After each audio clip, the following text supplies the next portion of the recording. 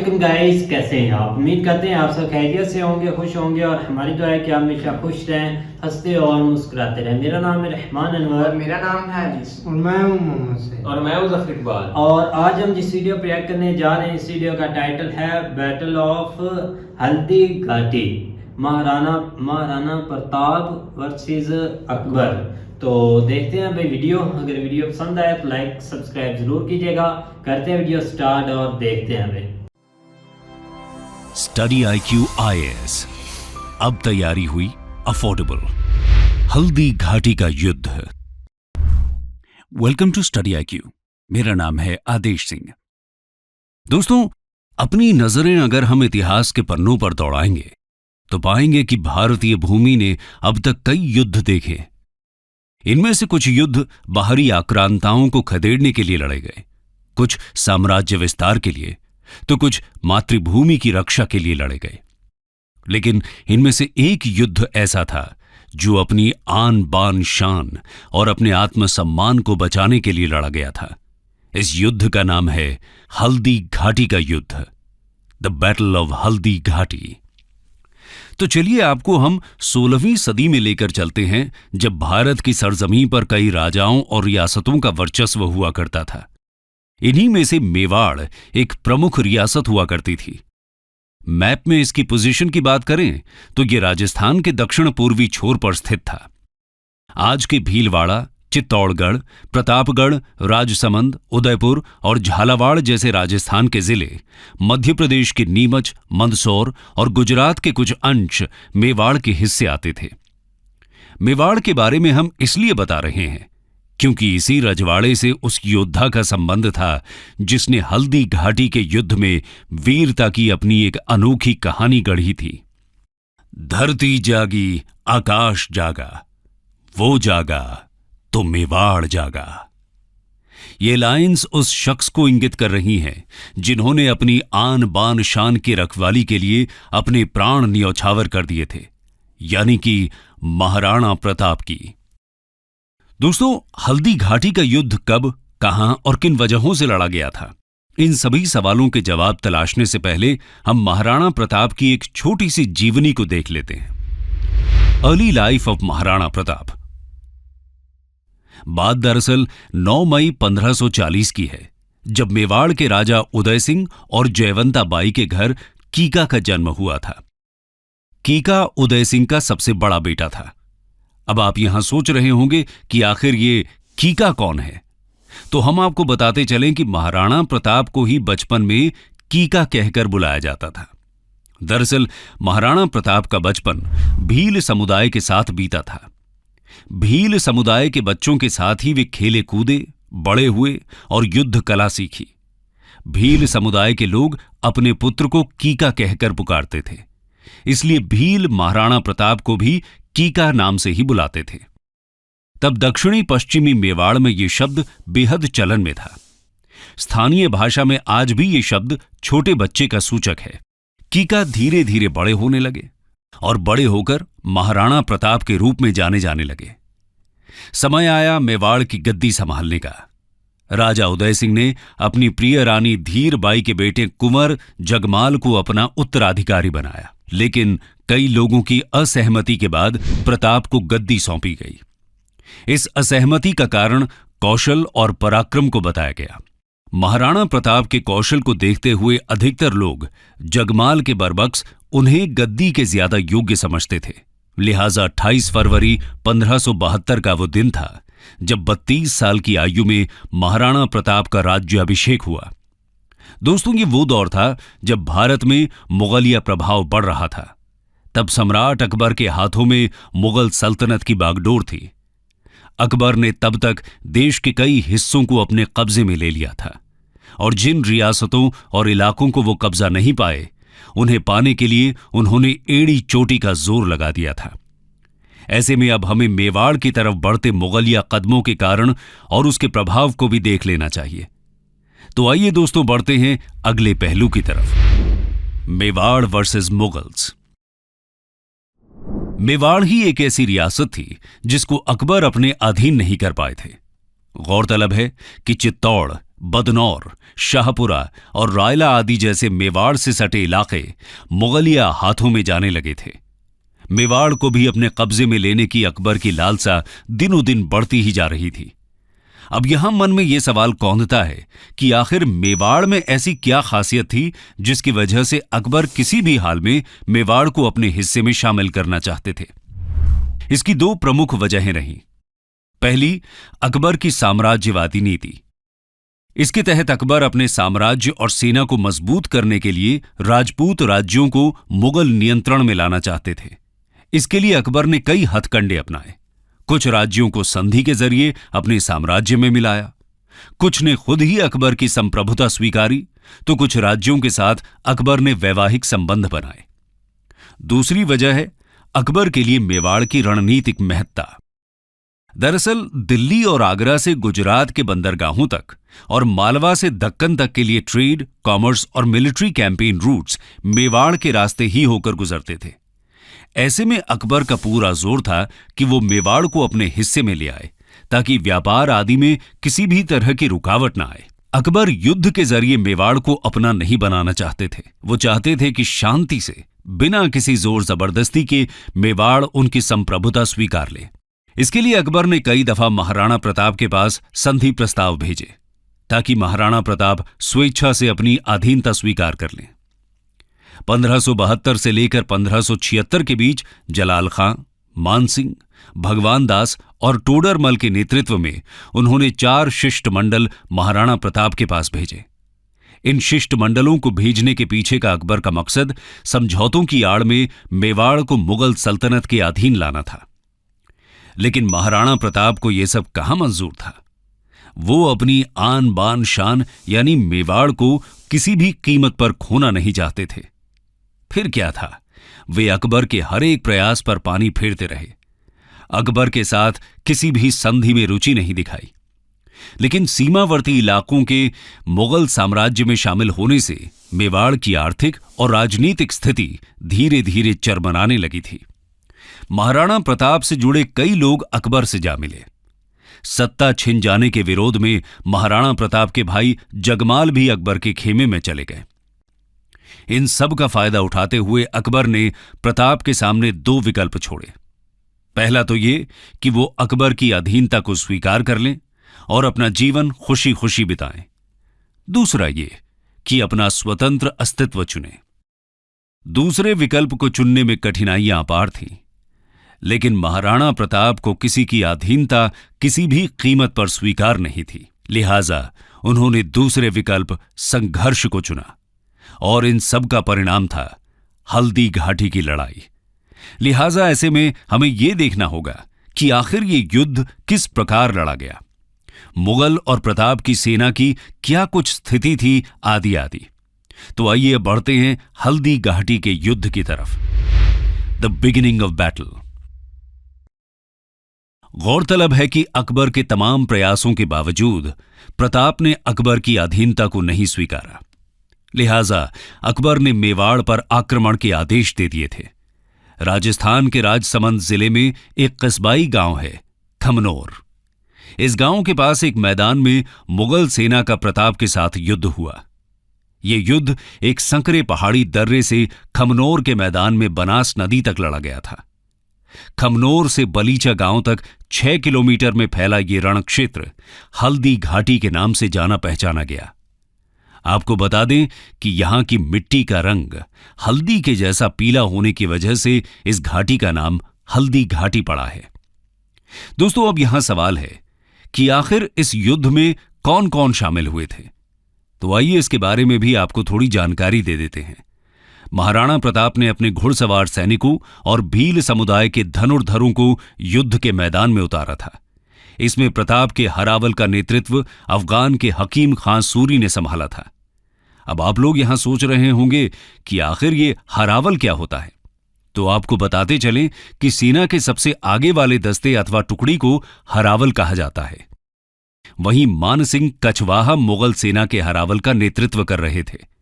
महाराणा प्रताप की सेना में भील नेता राणा पूंजा भील के अलावा भामाशाह और उनके भाई ताराचंद, ग्वालियर के राजा रामशाह तोमर और उनके बेटे रामदास बदनौर, भीम सिंह डोडिया, झालामान सिंह, झाला बीदा, बच्छावत और जयमल मेहता आदि जैसे योद्धा शामिल थे।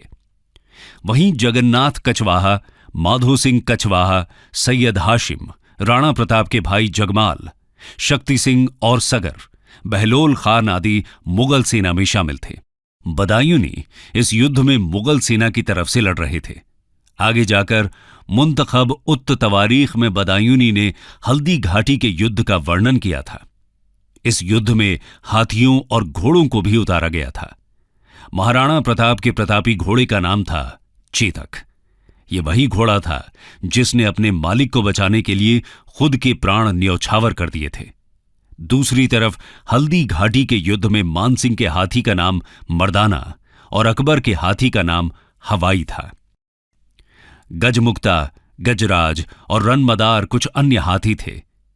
ये तो रही दोनों सेनाओं की बात।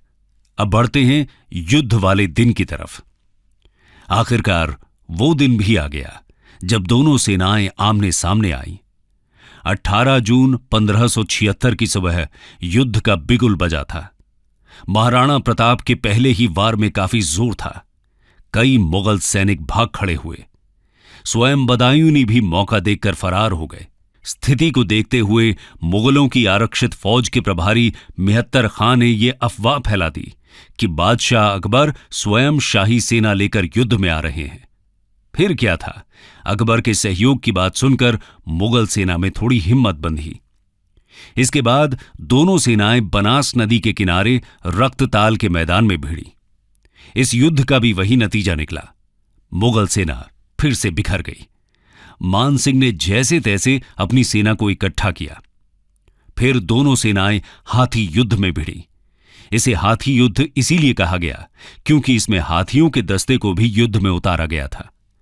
मुगल सेना की तरफ से तीरों और गोलों की बौछार होने लगी। प्रताप के खेमे में निराशा छाने लगी। तब महाराणा ने अपने 2 हाथियों लूना और रामप्रसाद को युद्ध में उतारा। प्रताप की सेना में खांडेराव और चक्रवात जैसे हाथी भी थे। मुगल सेना की तरफ से गजमुक्ता, गजराज और रनमदार जैसे हाथी उतारे गए। दोनों खेमे के हाथियों में खूनी संघर्ष हुआ।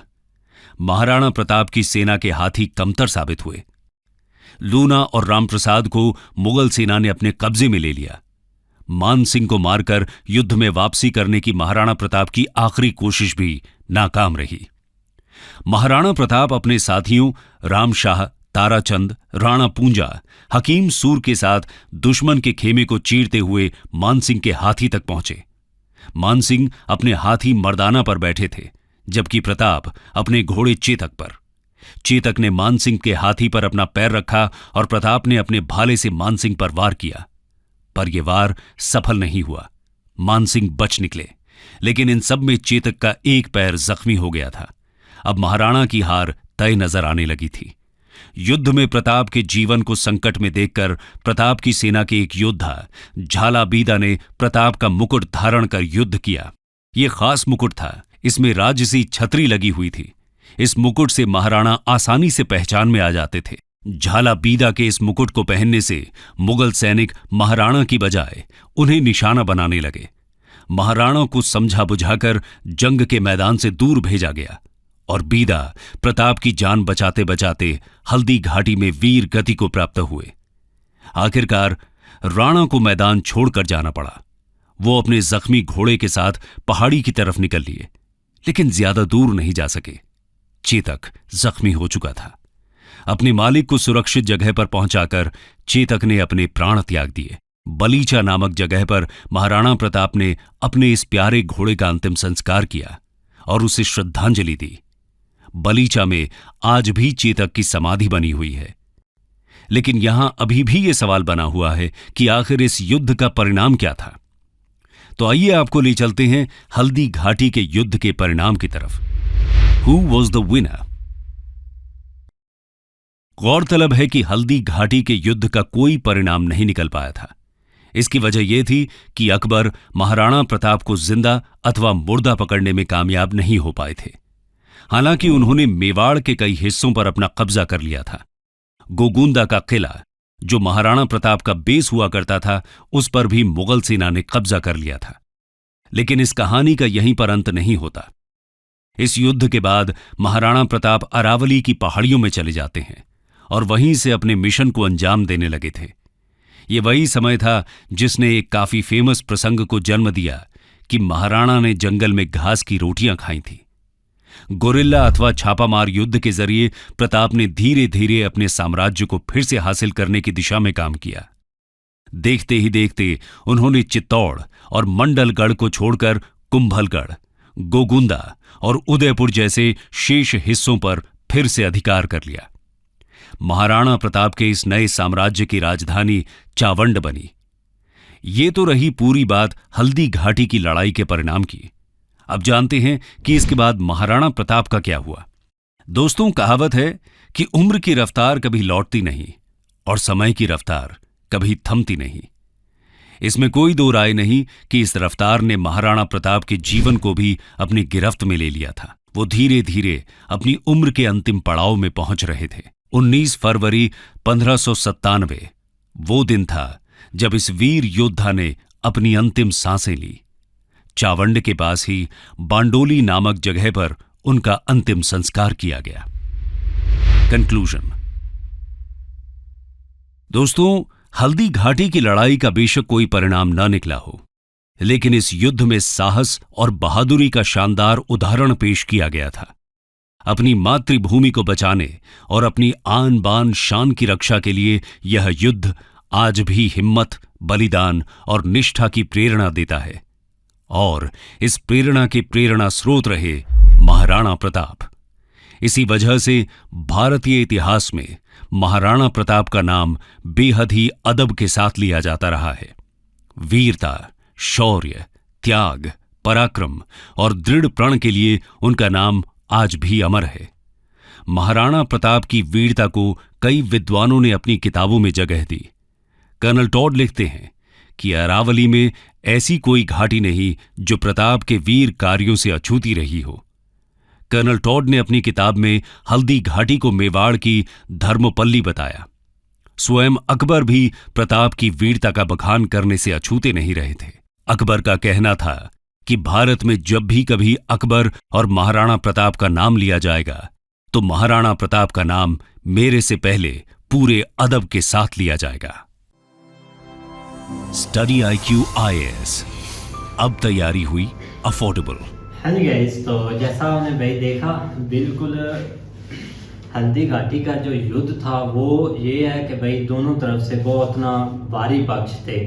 लेकिन ये कि उससे पहले अगर देखा जाए तो महाराणा प्रताप पक्ष जो है ना वो ज्यादा भारी इस तरह था। मेवर जो है ना, मेवर वहां पर जस्ट थे महाराणा प्रताप, लेकिन इर्द गिर्द के जितने भी इलाके थे वो तो सारे भाई अकबर के पास थे। तो इसीलिए वो पक्ष ज़ाहिर बात है भारी होना। और महाराणा प्रताप के भाई भी उनके साथ मिले हुए थे, उनके काफ़ी साथी भी जाकर उनके साथ मिले थे जब उनको भाई थ्रेट दिए गए थे कि हम मार देंगे या जो चीज़ें करेंगे भाई। इसीलिए महाराणा प्रताप ने भाई अपना अकेले होकर इतना ज़्यादा बड़ा युद्ध लड़ा। और युद्ध लड़ने के साथ साथ देख ले कि उन्होंने भाई एक ऐसे अपने पीछे लफ्ज़ छोड़े हैं कि उनको आज भी इतने प्यारे लफ्ज़ों में याद किया जाए। नहीं, आप देखो ना, दो एक जो भी एक होती है ना, मतलब कि जंग वगैरह या बैटल जो भी होती है, एक आप मुगल का एक आप समझ लें कि पड़ला भारी है, लेकिन आगे जो था ना, मतलब कि ये नहीं कि एक तादाद जो होती है ज़्यादा उससे एक युद्ध होता है या उससे हर चीज़ होती है, एक प्लानिंग भी होती है। प्लानिंग कामयाब हो जाए तो एक हर चीज़ कामयाब हो जाती है। लेकिन जब देखते हैं ना कि भाई ये हमसे तो एक प्लानिंग में ज़्यादा शातिर है या हमें एक ऐसा चांस दे सकता है कि मतलब कि चांस कि हमारा भी एक जो एक अंपायर है ना वो भी खतरे में पड़ जाएगा, तो वो जो उनके साथ होते हैं ना एक बंदे, उनको खींचना स्टार्ट कर देते हैं, कुछ लालचा देते हैं, कुछ और चीज़ें, मतलब कि ज़मीन का लालचा देते हैं, उसको धमकी देते हैं भाई कोई ज़मीन का लालचा हो रहा है, ऐसे ही कोई ज़मीन का लालचा दे दिया या कुछ। बात कितनी सदियों की है। आप किधर घुमा कर आप यार मुल्क पर इसलिए लाया हूँ कि अभी आपके मुल्क में ये काम हो रहा है या नहीं हो रहा। आपके मुल्क में कौन अकबर है और कौन महाराणा? यार अकबर नहीं, मिसाल ही है, यहाँ पर मिसाल ही दी जाती है। मिसाल भी कौन उनके सी? साथ जोड़ी जाती है जो बंदा इस कैटेगरी का होता है। हाँ, नहीं आप मिसाल भी उनके साथ दे रहे हैं जो जिनका मतलब कि एक डीजे वाली कौम है। यार कौन के साथ नहीं मिलाया, सिर्फ ये बताया जैसे अब बंदे तोड़े जा रहे हैं आप। भाई आपने तो जरूर ही तोड़ दिया। आप बोले ठीक हो गया भाई। लेकिन ये कि भाई अगर उनकी दिलेरी के ऊपर अगर आए तो भाई वाकई वो दिलेर थे। जिस तरह जो है ना एंड के ऊपर जी अकबर ने खुद बोला था कि भाई मेरे नाम से पहले जो है ना उनका नाम लिया जाएगा। लेकिन भाई घोड़े की अगर बात करें तो भाई बिल्कुल काफी यार, दिलेर था powerful। वो। देख लो कि उस वक्त किस तरह हाथियों के जरिए लड़ाइयाँ होती थी। लेकिन ये एक चीज है कि भाई इस जो धरती है ना इसने बहुत सारी जंगें जो है ना वो देखी हैं। बहुत, हाँ? बहुत। हाँ, आप ये देख रहे हैं। अब हम तो जस्ट ये पाकिस्तान को तस्वर करते हैं। पाकिस्तान ही जब पूरा हमारा रीजन था ना जिसमें बांग्लादेश भी था, सब कुछ थे, उस वक्त से पहले जो है ना वो मतलब अलग होने से पहले इस धरती ने बहुत सारी ऐसी चीजें देखी हैं जो मतलब यहाँ पे बड़े बड़े बुलाई आए हैं। कोई इधर से अफगानिस्तान से आया है, कोई पता नहीं किधर से आया है। लेकिन पहले भी बहुत हाँ, बहुत इस धरती ने भाई जंगें लड़ी हैं। आप देख लो वो कब से जो है ना वो महाभारत युद्ध के ऊपर आ जाए, रामायण वाला जो है ना वो मतलब युद्ध है एक किस्म का जो मतलब रावण के साथ हुआ था। तो कैसे जो है ना वो सदियों से चलते आ रहे हैं। शुरू से लेकिन ये हाँ, चीजें चलती आ रही हैं भाई। अब का भी थोड़ा सुकून है। नहीं, देखो अब कब तक रहता है ये तो हम ये नहीं कह सकते। हम भाई अब नहीं कौन चाहते सा कि आप सुकून है, रहना। अब भी तो वार हो ही रही है। अब कौन नहीं सी हम नहीं हो अपनी रही? धरती की बात कर रहे हैं। उधर को अच्छा, छोड़े अच्छा। वो जो मर्जी कर ले रहे हैं। अच्छा, ठीक लेकिन ये है। है कि भाई बहुत अच्छी इंफॉर्मेटिव वीडियो थी। उम्मीद अच्छी करते हैं लगी। आपको वीडियो पसंद आएगी। अगर पसंद आए तो लाइक सब्सक्राइब जरूर कीजिएगा और नेक्स्ट वीडियो बताइएगा भाई। तो मिलते हैं नेक्स्ट वीडियो के साथ, तब तक के लिए अल्लाह हाफिज़।